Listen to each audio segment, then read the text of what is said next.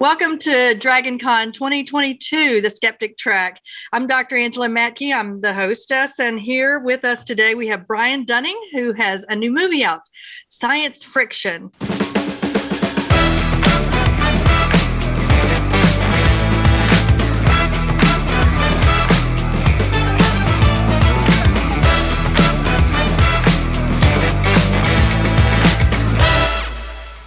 Hi, Brian. Welcome to DragonCon.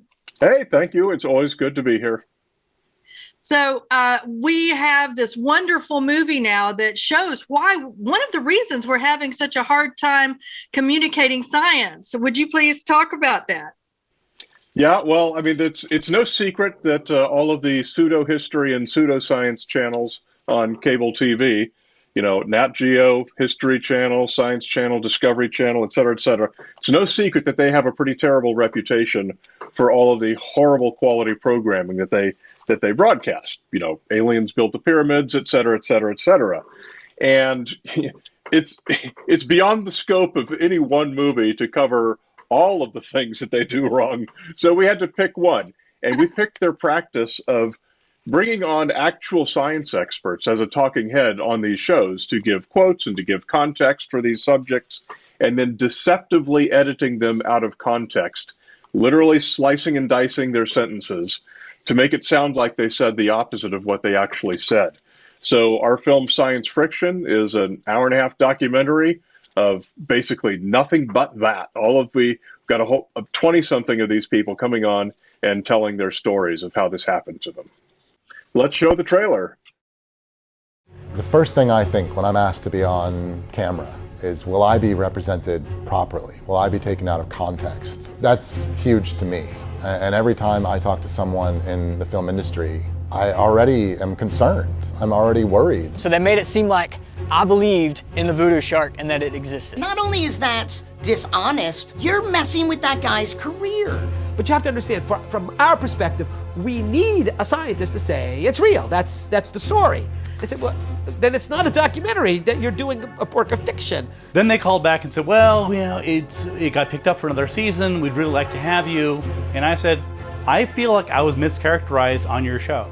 I'm not happy about that. They chose just to use the first part of the interview and not use the part where I'm talking about an explanation, which is grounded in reality, and just leave it open-ended like, okay, it could have been a monster. If you don't care what I'm saying, if you don't care that I'm an expert on these things that I've written books about, then why am I here? Don't turn me into a liar. So there I was watching the premiere broadcast, and I see myself saying the words that I had said, but with the framing removed, and left me just saying this old disproven idea that I actually don't accept. None of these are based on any science or anything that scientists have said. These are all completely false. That's the most extreme example that I know of. They outright manipulated those interviews and those edits, and it's dramatic. This paper doesn't say that at all. COVID-19 did not exist when this paper was written. And therefore, if the news or the newspapers get it wrong, the public is going to be misled very, very rapidly.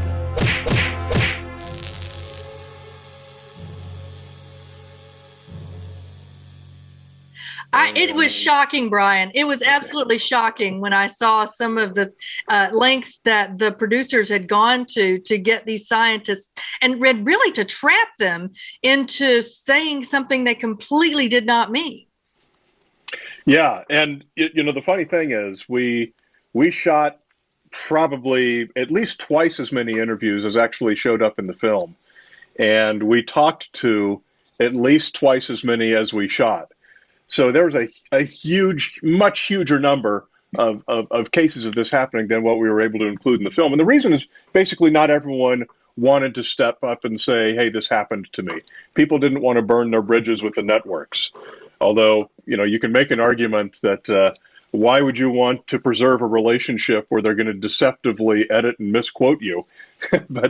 but also, you know, these people are real working scientists for the most part. And being on the Discovery Channel for a little 5-minute blurb is likely the biggest thing that's ever going to happen in their career. It's the biggest moment of public outreach. And so that's of some value to a lot of people. So despite all the great stories, we were only able to include a few, and it's the tip of the iceberg, to use a horrible saying. Yeah, it's shocking, but you'll have enough for episode 2 for the next Oh well, no doubt, because once the movie came out, we start hearing from way more people than I ever even spoke to, saying, "Hey, this happened to me. Hey, this happened to me. You should put me in the movie." It's like, well, the movie's already out, so we can't put you in it. But I've got your email address if we do a part 2. So we should do a crowdfunding to get the second one made now. Yeah, well, that'll probably go better than the crowdfunding did on the first one. Oh no! Well, perhaps they'll see it now and they'll understand how important it is. It's really heartbreaking because it really makes scientists look like they don't know what they're talking about, or like that they are vacillating on their position on things, when that's truly not the case. Yeah, I mean, some of these people were telling us that they did the shoot, and then it aired one night, and all of a sudden their colleagues call them up and say, "Dude, what did you say on History Channel last night?" Well, what? I haven't seen it yet. What did I say? They turn it on and go, "Oh my God." Yeah, I mean, and it's I've been interviewed a couple of times I'm an emergency doctor, but I've been interviewed a few times, and I'm actually a spokesperson for American College of Emergency Physicians, and it's across disciplines. It happens even when you're not talking about sensationalism. You still have to be very careful about what you say and how you frame it and where you end a sentence. Steve Novella does a really good discussion about some of those topics, about how to frame the things that you say, so it's very difficult to be taken out of context. But these people are motivated. Yeah, Skeptoid Media, our company, is a educational nonprofit. So films like this are part of our mission. We're mission driven, we're not profit driven. So we can take this film, and actually what we are doing with it, as we do with all of our products, is we create accompanying educational materials, and then we provide that for free to whoever wants them. And this movie is already getting shown a lot at everything that's like a science communication conference. And so now they're not ready yet because it's so new, but we're going to have educational materials for teachers and professors and everything to provide for their students to give exactly that kind of advice. How to avoid this happening to you. And yeah, like Steve says, you just have to be really, really careful. And that's hard to do. These interviews, if you've done them, these interviews go on for an hour and a half. And it's like getting grilled by attorneys. They just break you down. They just keep asking the same question over and over and over again. They suggest you phrase the answer this way. They suggest you phrase it that way. And it's really hard to keep it up. Just for as long as they just keep going until they get you to say it, what they know that they can use. Yeah, I remember seeing something where I think it must have been John Oliver or something who had edited together a bunch of scenes from 60 Minutes where they had done those interviews with the people, and it was so you'd say the blank, and then the interviewee would repeat that phrase, and it was so conspicuous how when you put them back to back to back, how it was obviously a technique to get the best soundbite for their advertisement. Here's my favorite one, and unfortunately my number one favorite we were not able to include in the film. It's a great example of what you're just talking about. So this was on the Dr. Oz show. There was a GMO scientist who was on Dr. Oz. You see her briefly in our film, but yes. She's not one of our interviewees. And she had a friend backstage sitting in the green room with her iPhone filming the monitor so she can see what's going on stage. And she filmed the whole thing. And so Dr. Oz interviews her about GMOs. And as people probably know, Dr. Oz is vehemently anti-science in many ways, including especially GMO. He's very hostile to modern agriculture. And she doesn't give him the answers that apparently he's happy with. So he thanks her, they shake hands, she leaves the stage, and then he pretends to say, I'm being told we had an audio problem. we're going to need to reshoot some things. So Dr. Oz then sits there on stage alone, acting like he's still interviewing her, and he re-asks his questions, only he asks them all differently. So instead of re-editing her, he went back and asked her different questions to make her answers then wrong. Now, unfortunately, we weren't able to use that. The person who had this iPhone video was worried about the legality and chose not to appear in the film, which we always respected. So that's not in there. But we got plenty of other goods on Dr. Oz, soon to be Senator Oz. Oh my God! In fact, he may be Senator Oz by the time people are watching this. Oh my heavens! Well, they did something like that with Dawkins. Yeah.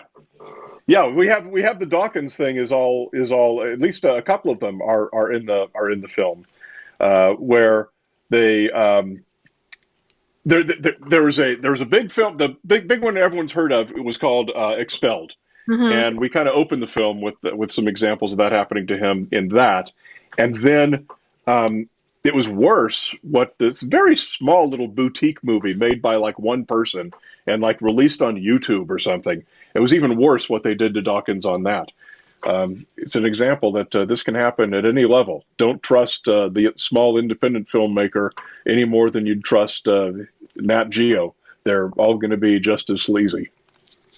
I'm still just shocked and appalled that it's so grossly. I don't know. I just find it so hard to believe even when I see it like this, that anyone could be so disingenuous. But it obvious, it happens. So so what was your favorite egregious example? My favorite one is another one that's not in the movie. I shouldn't say this. I should be promoting the stuff that is in the movie. Well, I want to hear this too, because this is promoting the movie. So I'm not sure how many people might know Richard Wiseman. Richard Wiseman is a British experimental psychologist and magician. And everything that comes out of his mouth is brilliant. He is wonderful. He is the best person you'll ever meet. Wonderful, funny, perfect. I'm sorry. He's got a great YouTube channel called Quirkology. Watch Quirkology. You'll get all the Richard Wiseman you can handle. So I was at a few years ago. I was at a conference with him, and we're like in the speakers lounge or something like that. And I'm telling him about the film, and asked him if he'd want to be if he'd had any experiences with getting misquoted or anything. And he'd had a glass of wine, I think. So he does one of these. He like grabs me and throws me back against the wall, and he gets in my face like this. It was wonderful. And he says, that never happens to me. And I'll tell you why. It's because my university has a 20-page contract that anyone who does any filming have to sign. They have to put cash down. We get approval over the script. We get approval over the final cut. Like all this chapter and verse, all this stuff. And that's why those are the lengths you have to go to prevent this from happening to you. And I said, Richard, that's perfect. I don't have a camera, but that's all. That's exactly what I want you to say. And he goes, okay, great. Yeah, I'll do it. And like so many other people in the film, I guess he had a change of heart and decided he didn't want to say that on camera. So it's not in the movie, unfortunately, but it was just magnificent. Well, it's because you didn't fill out those 20 pages properly. Well, he did say that. He said, and the same would go with you too. We actually went back to everyone who appeared in the film when the final cut was done. And we said, hey, could you give us just like literally a 10-second, iPhone selfie video of saying whether you approve or not of the way that we edited you in the film? And we'll put that in the end credits. We wanted to run those alongside in the end credits. And unfortunately, people are busy or whatever. We just could not get people to do those. We had 2 or 3 of them. Everyone did tell us by email they were very happy with the way that they were portrayed in the film. We had to be super, super careful that we were not guilty of the same practice that we're criticizing. And one thing that a number of people have commented on is saying, hey, your film's all biased and one-sided because you're only showing the cases where this has happened. You never went to the Discovery Channel and asked them for their comments. Ask them, why do they do this? Let their directors have a say. And well, the answer to that is we did. We tried extensively. We finally got 3 people of everyone we talked to. We got three directors who were all initially willing to come on and talk about what they did and why they would continue doing that practice, or whatever their opinion was of it. And one by one, they all changed their minds, said, nope, I can't do this on camera. The last guy, we were this close. We were going to shoot him in silhouette, and we were going to use one of those voice disguising things so you wouldn't be able to tell who he was. And he was okay with that, and he backed out the very same day that we were going to shoot him. So we tried to get the opposite perspective into the movie, and they weren't willing to give it, but not for lack of trying on our part. Well, I think that you actually probably represented their side of it pretty well, that they are in the entertainment industry. They are not in the science education industry. Now, I personally think, and I know you do too, I think that science is just by itself is ridiculously entertaining because reality is so much more exciting than fiction, but they don't see it that way. Yeah, and there's a little bit of a point to that. It's that if you're not bound by anything, it's really easy to make an exciting show. But if you're bound by the facts, by this limited set of data, that you have to make a show about this, and this, then you have to work a lot harder to make that show as good and sensational and as exciting as if you didn't have any constraints at all. And so that's the basic reason why these shows just make stuff up, and they just let wacky people from the internet come on and give their crazy alien theories or whatever. Why not? It's super easy to make an exciting show that way. I always remember James Randi telling the story about the news or the television show that wanted him to do the $1 million prize, and the network didn't understand that you only got the prize if you fulfilled the rules of the whole experiment. If you, and they kept saying, but you're going to give it at the end, right? You're going to give it at the end.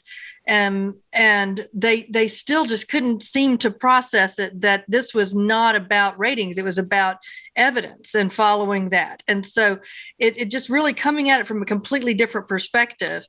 It's just, we're just two separate worlds. And I really wish that we had the ability to communicate the real information without having this, I don't know, hurdle to go through, but we do. So did you come away with any information that you find useful to guide us when we are being interviewed that can help prevent this from happening? Did you come up with any magic cures for that? No, none of the experts that we have in the film obviously have the magic cure. It happens to all of them.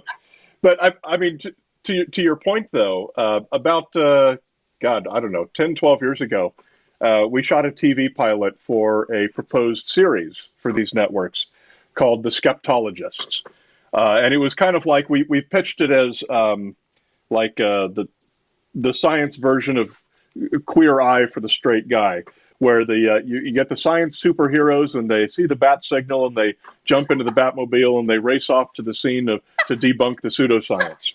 I would watch the hell out of that. And yeah, I mean, the pilot was good. And so we made the pilot, and we had two cases in the pilot. One was ghosts on board the Queen Mary in Long Beach, California. And the other one was the supposed health benefits of drinking wheatgrass juice. And so we were showing the pilot around, and we actually had very good luck. We had a really good agent. We had meetings at the highest level at pretty much all the networks, and we were like this close. And I think it was Discovery Channel. It was a long time ago, though. And here's where we lost the deal. They said, now, you're going to have the supernatural explanation turn out to be the true one at least some of the time, right? And I said, no. Definitely, absolutely no. Oh, no. And they said, well, if it's a foregone conclusion, then nobody's going to watch the show. Everyone's going to know how the show ends. And okay, he had a point. They didn't pick up our show. They put a show called Hairy Bikers in the slot that we were going to get. But that was an interesting lesson. So, okay, you can't just make a debunking show because everyone's going to know what happens at the end of the show. So there's a lesson for anyone who's thinking about doing some media content that promotes science versus pseudoscience. You know, you got to come up with something more clever than that. Hairy Bikers. There's a lesson there. I merely report, I do not explain. Oh my goodness. I'm sorry. I just can't imagine what. Anyway. So let me tell you the big story from getting this movie made. Yes, please. Now, we had a lot of very generous donors who contributed to the production of the film. And as probably a number of them have noticed, it took several years longer than it was supposed to and than it should have. Well, here's the reason for that. COVID-19 was a little bit of the reason for that. But the main reason was to do a commercial documentary where you're interviewing real people and or talking about real events. You have to have a particular type of insurance policy, an errors and omissions policy that covers you for infringement and defamation. Those are just two standard things you have to cover. Whether you do those things or not, you have to have that insurance policy. And that insurance policy has to come from one of 9 particular insurers that are like anointed as entertainment industry insurance companies. And to get the policy, you have to get an opinion letter from a legal firm that has to be one anointed legal firm that's, an entertainment industry law firm that watches the movie, writes up a big, lengthy 20-page opinion letter that says, in our opinion, nobody's going to sue you for distributing this movie because it doesn't do anything bad. So it took me over a year to find a law firm.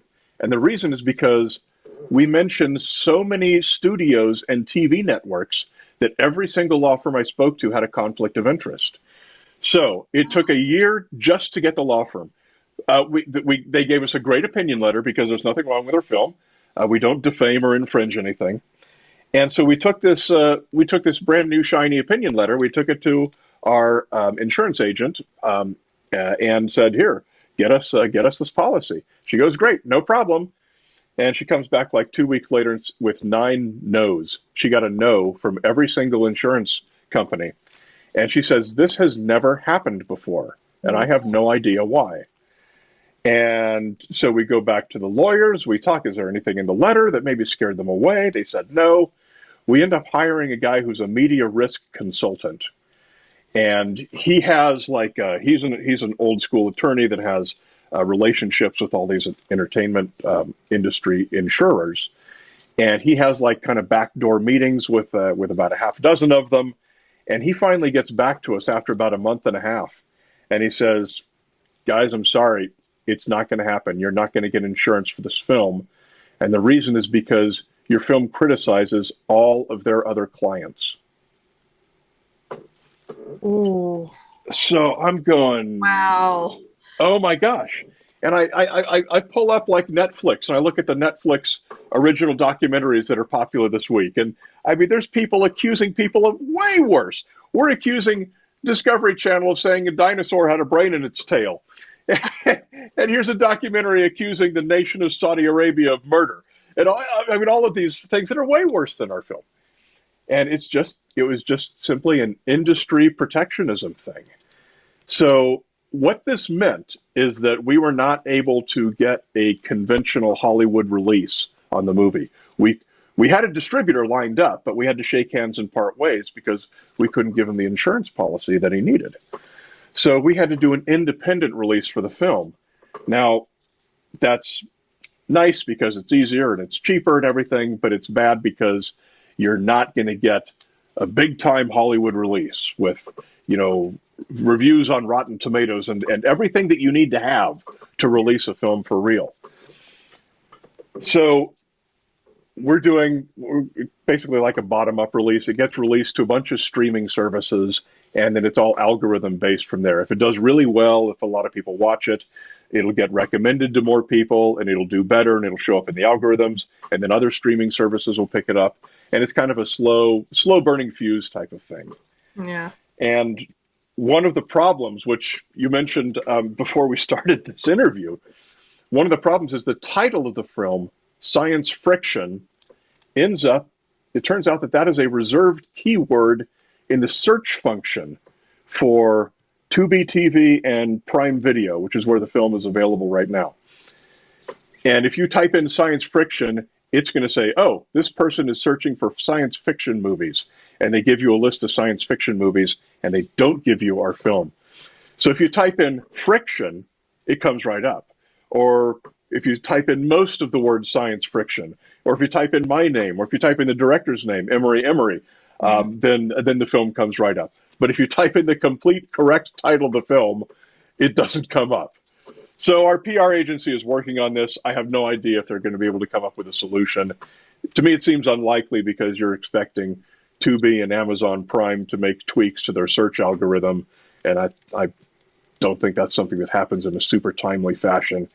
So if you'd like to see science friction, everyone, don't search for it by its correct, complete title. Search for it by a portion of the title, or just the word friction. It'll come right up. Right, and there are several other movies named this. Like there was a 2012 movie that got 3 stars, 2.3 stars out of 10. But Science Friction that you made has much, much better reviews. In fact, you've been doing really well on the film festival circuit. Yeah, we've got 2 wins for Best Documentary already in film festivals. And we're a finalist in 1 or 2 or 3 more, I'm not sure. And then we're the official selection in half a dozen more than that. And these are all film festivals that are going to come up later in this year. So again, slow burning fuse. Hopefully as it does well in each successive festival, that'll give it a boost in PR and more people will find out about the film. That's so exciting. I'm really happy for you. When is the next festival that we can be on the lookout for? Oh gosh, I'm sorry, I don't have the slightest idea. Oh, okay. Well, then Mark can edit that out. Well, you know what? Don't even wait for a festival. Just watch it. The movie's released. You can just watch it. Yep, I downloaded it on Amazon Prime today, and it was super easy, and it was super easy to watch. The quality is really good. The video is really good, and it was so eye-opening. I'm just so delighted that you were able to make this film because it's such an important thing that needs to be seen. Thank you very much. Appreciate that. Absolutely. So do you have any new projects on the horizon? Oh, yes, we absolutely do. Let's hear about them. Well, I can tell you a little bit about, we are working on a new podcast that's going to be on NPR that I don't have enough information to tell you anything useful about that yet, but it's going to be basically taking science subjects from popular culture, from the current news, and doing a science versus pseudoscience comparison on those. And that's going to be a multi-host, fully produced show, and it should be on NPR. But too early to give you a title or a time frame on that. So we're working on that. We're always working on a documentary film.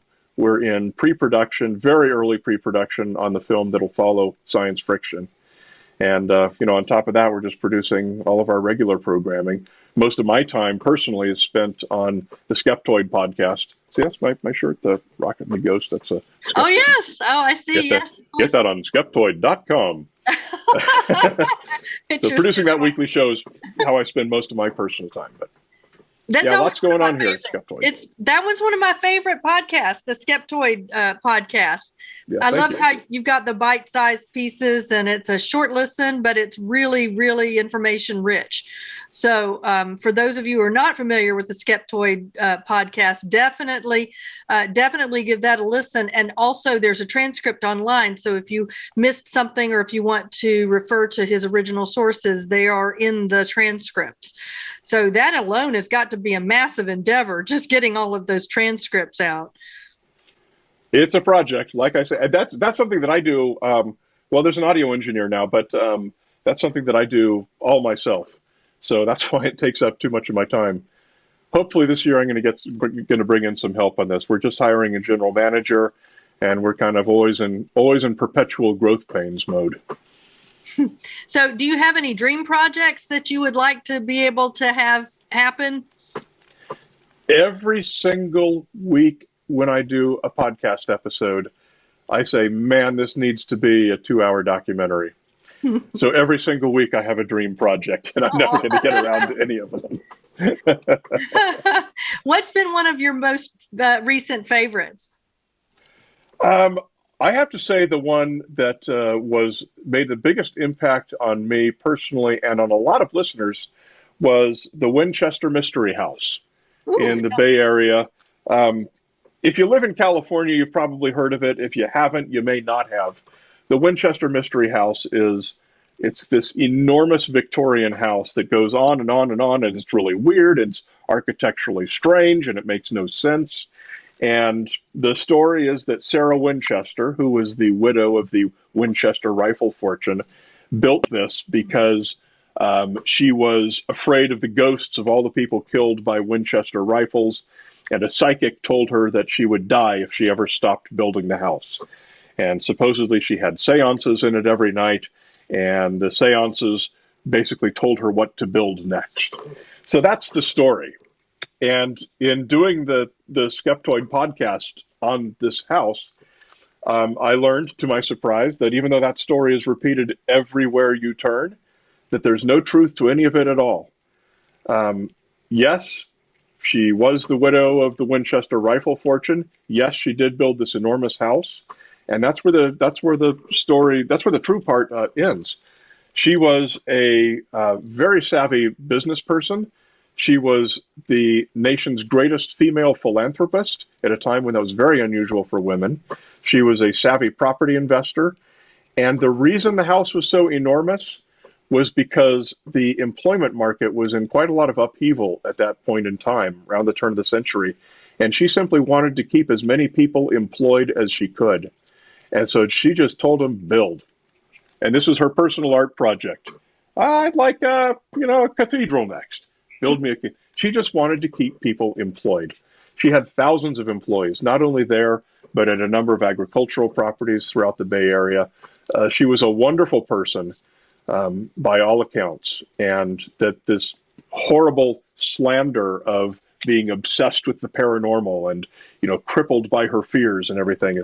It's a terrible disservice to someone who should be a much more renowned character from the history of early California.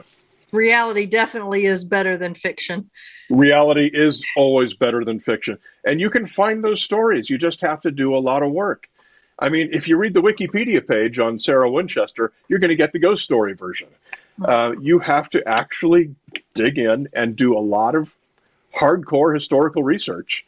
I found a biography of her that had been written that's very good, but unknown. Nobody's heard of it. Nobody's read it. It was very hard to find a copy of.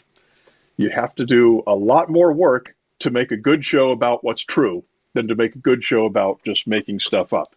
And again, that takes us full circle back to science fiction, and the reason that these TV shows stoop to misquoting people to support their goofy narrative that they just make up for clicks and eyeball share.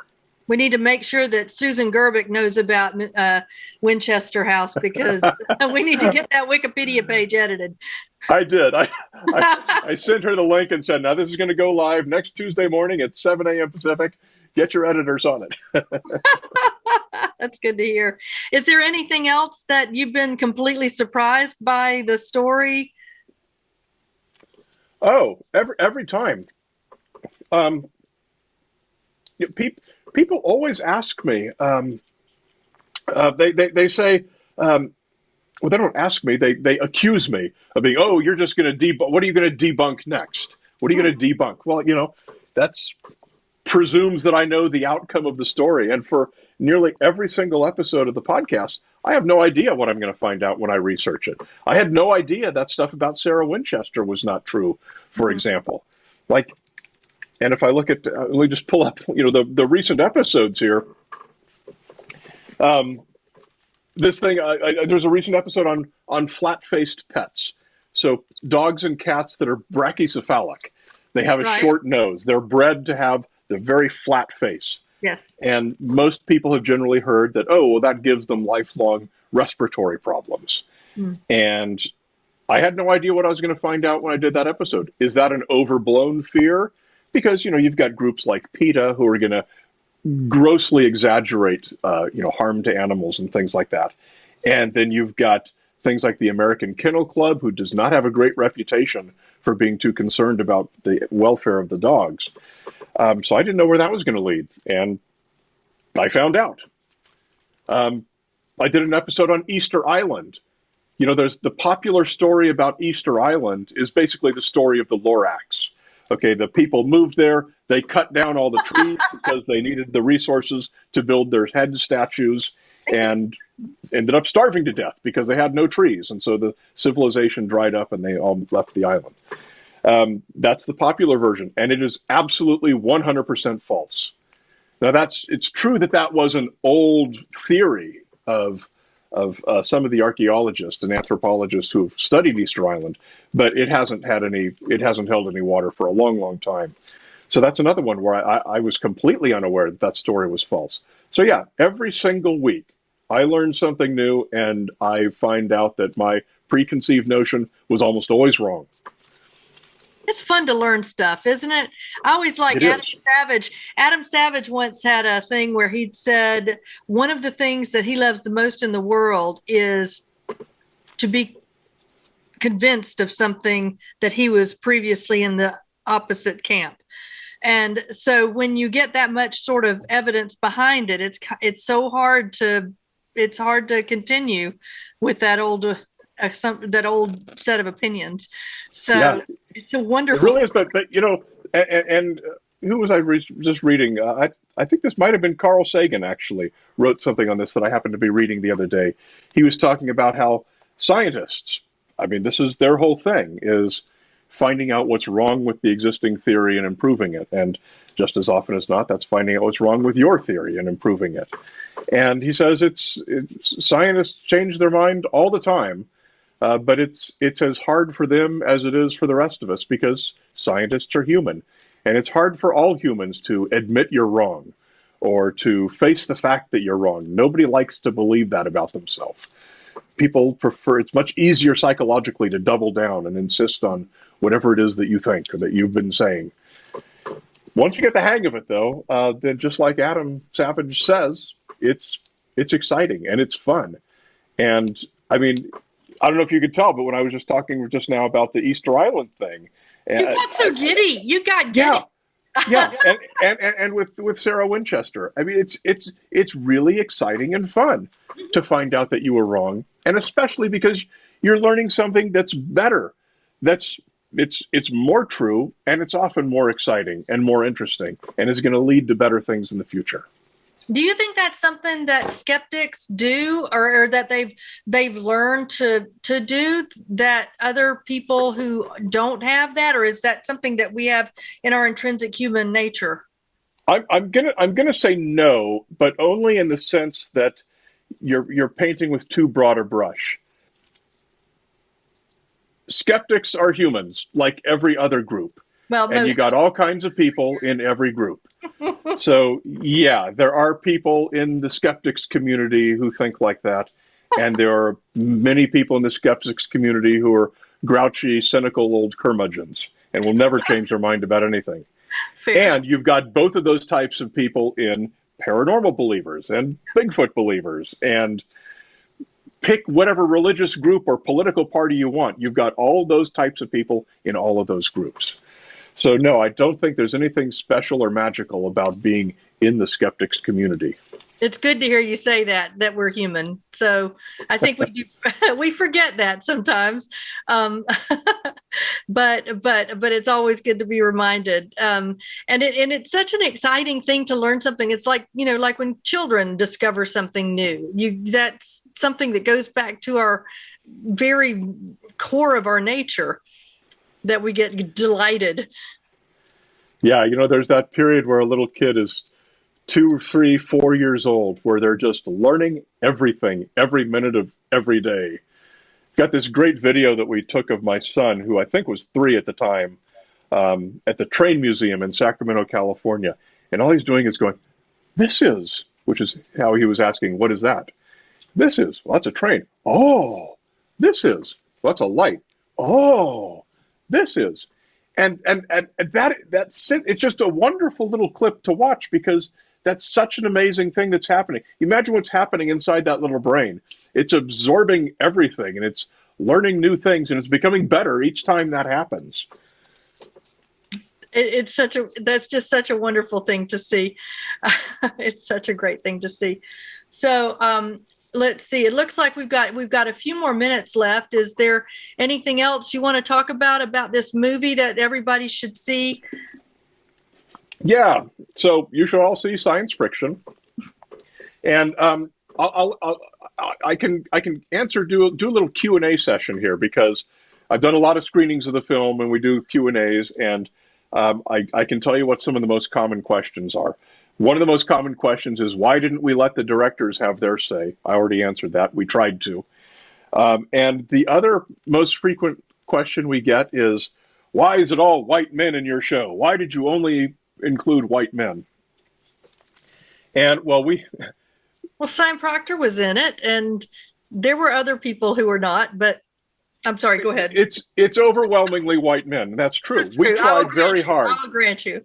We tried very hard to make it as diverse a cast as we could. But here's the problem, is we were dealing with a set of subjects that were selected by Science Channel and Discovery Channel and History Channel and Nat Geo, et cetera, et cetera.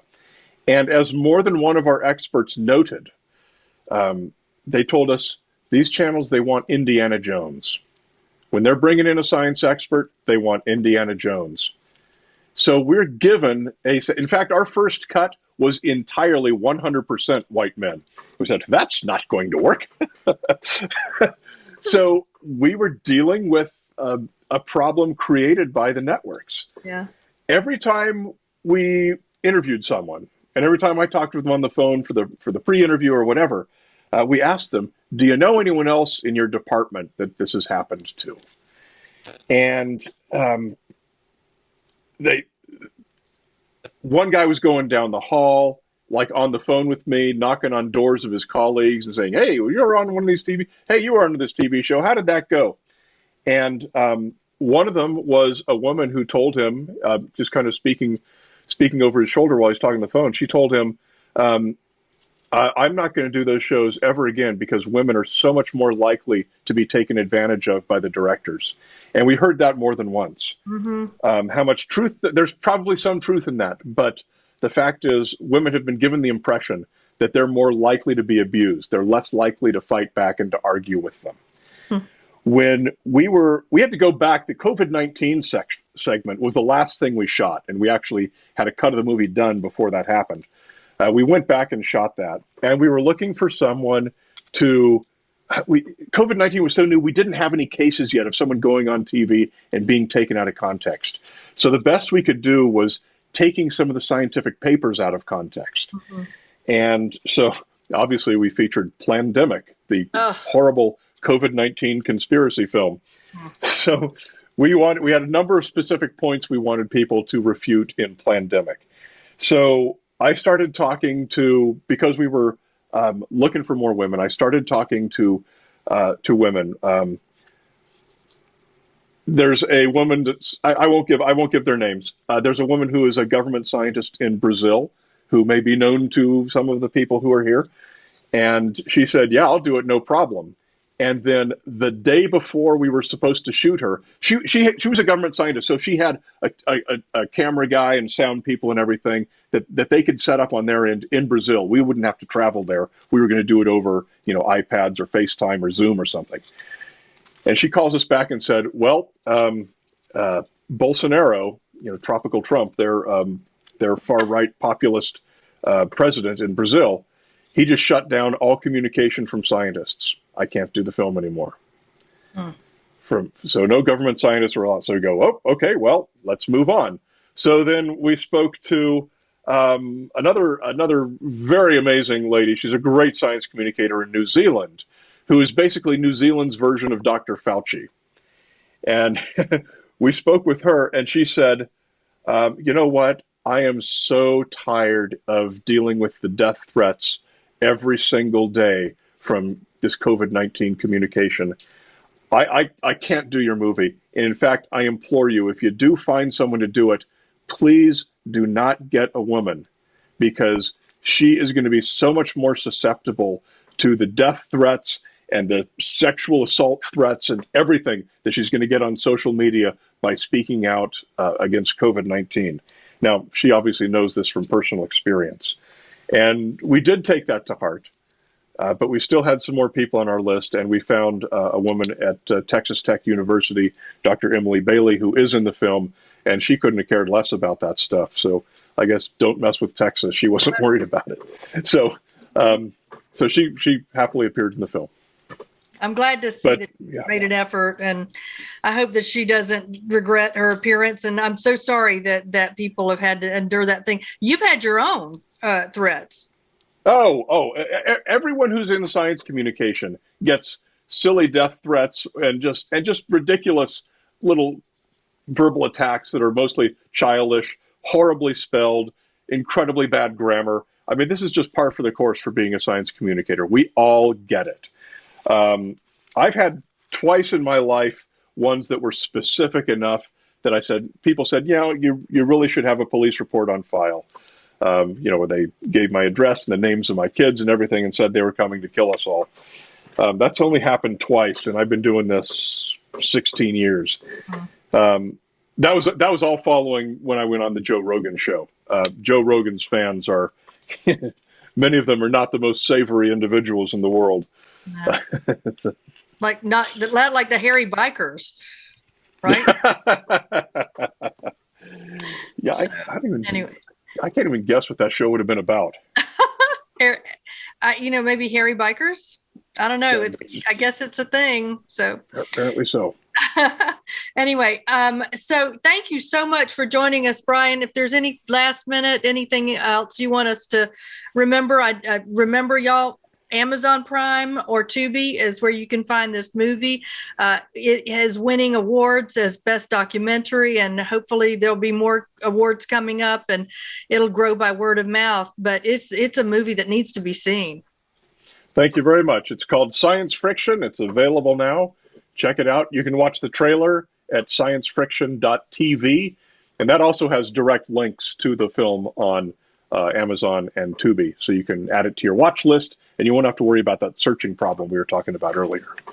That's right. Emery did such a great job. You did a great job. Heather Henderson was, I think, your associate producer or assistant producer, and it is absolutely worth a watch. Thank you so much for joining us, Brian. We really hope to see you in person at DragonCon soon, and thank you very much. We'll see y'all at DragonCon 2022. Thank you. It's been a blast.